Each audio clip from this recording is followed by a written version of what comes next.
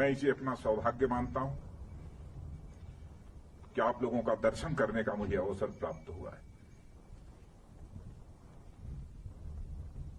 मैं यह मानता हूं अपने सेना के जवानों के संबंध में कि वह केवल एक सेना के बहादुर जवान ही नहीं है, बल्कि वह सचमुच भारत की आन बान और शान है।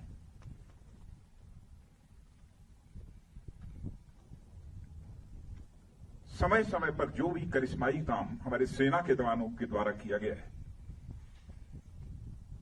उस पर समस्त देशवासियों को नाज है।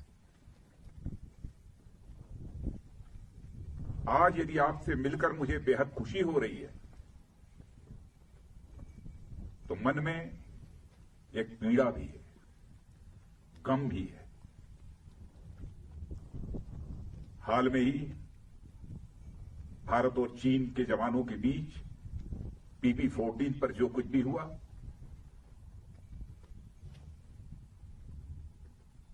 उसमें हमारे कुछ जवानों ने अपना बलिदान देते हुए अपनी सीमा की सुरक्षा की है। उनके खोने का गम है, आपसे मिलने की खुशी है। मैं उनकी स्मृति को स्मरण करना चाहता हूं, उनकी स्मृति को नमन करता हूं, उन्हें मैं हृदय से श्रद्धांजलि अर्पित करता हूं। और मैं ये कहना चाहता हूं कि हिंदुस्तान उनकी शहादत को कभी भूलेगा नहीं। हमारे प्रधानमंत्री जी ने भी आकर दो टूक शब्दों ने कहा है कि उनकी वह शहादत, उनका वह बलिदान किसी भी सूरत में व्यर्थ नहीं जाएगा।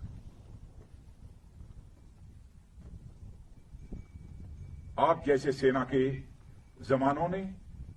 जवानों को जिन मां बाप ने पैदा किया है, सचमुच मैं शीश झुकाकर उन मां बाप का भी अपनी तरफ से हार्दिक अभिनंदन करता हूं। हाल में जो कुछ भी हुआ है, भारत और चीन के सेना के जवानों के बीच, मैं कह सकता हूं कि आप लोगों ने केवल भारत की सीमा की सुरक्षा नहीं की है, बल्कि भारत के 130 करोड़ भारतवासियों के सम्मान की आपने सुरक्षा की। इसके लिए भी मैं अपनी तरफ से आप सबका हार्दिक अभिनंदन करना चाहता हूं और देश के अपने सारे ऐसे सेना के जवानों का अभिनंदन करना चाहता हूं। कैसी स्वाभिमान की भावना आप सबके अंदर है। क्या आप सब कुछ बर्दाश्त कर सकते हैं, लेकिन अपने स्वाभिमान पर किसी भी सूरत में चोट नहीं बर्दाश्त कर सकते। आप सभी जानते हैं कि मनुष्य के हृदय की सबसे बलवती भावना यदि कोई होती है तो स्वाभिमान की भावना होती है।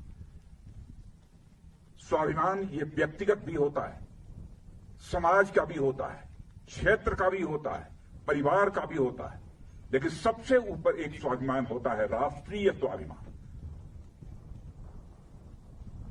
यदि व्यक्तिगत रूप से हमें कोई अपशब्दों का प्रयोग करता है तो हमारा व्यक्तिगत स्वाभिमान जागृत हो उठता है और उससे हम दो हाथ करने के लिए तैयार हो जाते हैं। वैसे ही हमारे राष्ट्र की सीमाओं पर यदि कोई आंख उठाकर देखने की जरूरत करता है, उस समय हमारा जो स्वाभिमान जागृत होता है उसे हम राष्ट्रीय स्वाभिमान कहते हैं। इसी राष्ट्रीय स्वाभिमान की भावना के कारण ही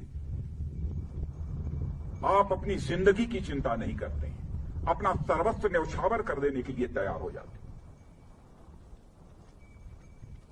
भारत को आजादी भी मिली है तो इसी राष्ट्रीय स्वाभिमान के भावना के कारण ही मिली है। चाहे वह चंद्रशेखर आजाद रहे हों, सरदार भगत सिंह रहे हों, खुदीराम बोस, अशफाकुल्ला खान जैसे लोग रहे। इसी राष्ट्रीय स्वाभिमान की भावना के कारण ही हंसते हंसते फांसी के फंदे को चूम लिया था, तब जाकर यह हमारा भारत आजाद हुआ।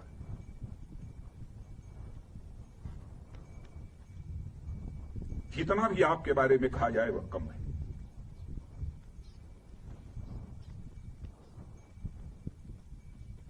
इस समय सीमा के विवाद को सुलझाने के लिए बातचीत का दौर चल रहा है। जो कुछ अब तक की प्रगति हुई है बातचीत की,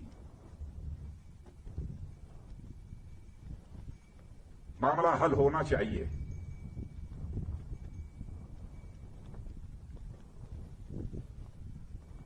लेकिन कहां तक हल होगा, अभी इस संबंध में मैं कोई गारंटी नहीं दे सकता हूं।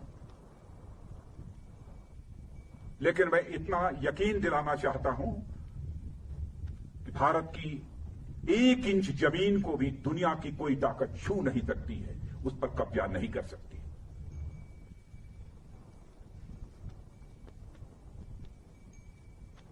लेकिन बातचीत के द्वारा यदि समाधान निकलता है तो इससे अच्छी बात और कोई दूसरी नहीं हो सकती है। वह सिलसिला चल रहा है, मिलिट्री लेवल पर भी बातचीत चल रही है, डिप्लोमेटिक बातचीत भी चल रही है। भारत का जहां तक सवाल है, भारत दुनिया का इकलौता देश है जिसने सारे विश्व को शांति का संदेश दिया है। भारत दुनिया का इकलौता देश है जिसने कि दुनिया के किसी देश पर न तो कभी आक्रमण किया है और न दुनिया के किसी देश की 1 इंच जमीन पर कभी कब्जा किया है। भारत दुनिया का यह इकलौता देश है जिसने भारत की सीमा में रहने वाले लोगों को ही अपने परिवार का सदस्य नहीं माना है, बल्कि पूरे विश्व की धरा पर रहने वाले लोगों को अपने परिवार का सदस्य मानते हुए वसुधैव कुटुंबकम का संदेश सारे विश्व को किसी एक देश ने दिया है तो हमारे और आपके देश भारत ने दिया है। हम अशांति नहीं चाहते, हम शांति चाहते हैं। हमारा चरित्र रहा है कि हमने दुनिया के किसी भी देश के स्वाभिमान पर चोट पहुंचाने की कभी कोशिश नहीं की। लेकिन यह भी मैं कह देना चाहता हूं 2 टूक शब्दों में, यदि कोई दुनिया की ताकत हमारे स्वाभिमान पर चोट पहुंचाने की कोशिश करेगी तो उसे किसी भी सूरत पे हम बर्दाश्त नहीं करेंगे, उसका हम मुंहतोड़ जवाब देने के लिए भी तैयार रहेंगे।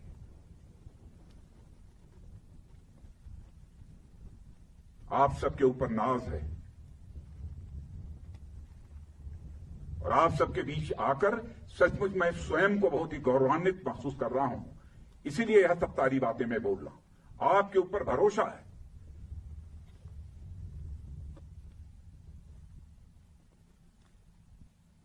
और जिन हमारे जवानों ने अपनी शहादत दी है उसका गम केवल परिवार के लोगों को नहीं है, हम लोगों को भी है, 130 करोड़ भारतवासियों को भी।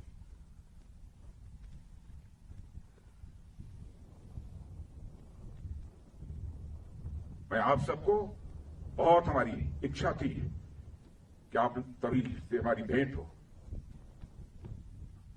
और मित्रों, भरोसा रखना, अब हमारा भारत यह कमजोर भारत नहीं है। भारत का एक सशक्त नेतृत्व है।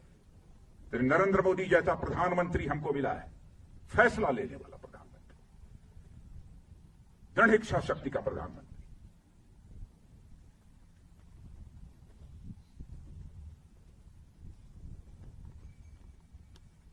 हमारे स्वाभिमान पर कोई चोट नहीं पहुंचा सकता।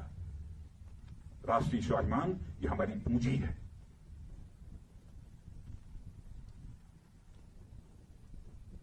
आज के अवसर पर मैं समझता हूं कि और अधिक कुछ कहने की जरूरत नहीं है। लेकिन यदि आज हम लद्दाख के क्षेत्र में यहां पर खड़े हैं और इस फॉरवर्ड पोस्ट पर आकर आप सबसे मिलते हुए जहां मुझे बेहद खुशी हो रही है, वहीं पर इसी लद्दाख के कारगिल द्रास सेक्टर में भारत की सीमा की रक्षा करते हुए, 1-1 इंच जमीन की रक्षा करते हुए हमारे सेना के जवानों ने जो शहादत दी है, उनको भी मैं इसमें स्मरण करना चाहता हूं और उनको भी मैं श्रद्धांजलि अर्पित करना चाहता हूं, क्योंकि कारगिल दिवस की भी एनिवर्सरी 26 जुलाई को है। और यहां आया हूं तो मैंने सोचा कि दिल्ली से तो उनको स्मरण करेंगे ही, लेकिन इस लद्दाख की धरती पर आकर उनको स्मरण करना चाहता हूं। और उनकी शहादत सदैव हम सब के लिए एक सोर्स ऑफ इंस्पिरेशन, एक प्रेरणा के स्रोत के रूप में काम करती रहेगी। इन्हीं शब्दों के साथ पुनः आप सबको हार्दिक शुभकामनाएं देता हूं। Please like, share and subscribe.